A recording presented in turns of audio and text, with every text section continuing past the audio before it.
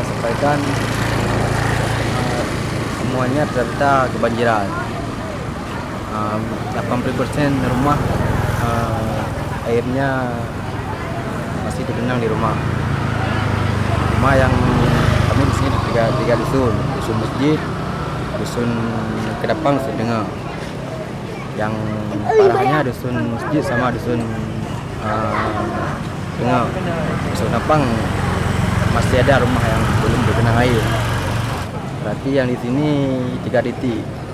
Satu di Kedai Blangme, itu di dusun masjid yang ini, satu lagi di Menasah.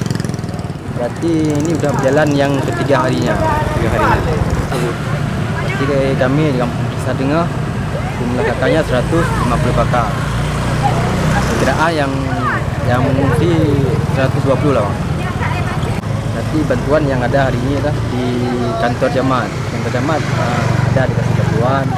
Terus tadi dari Polres Semai ada juga dikasih bantuan.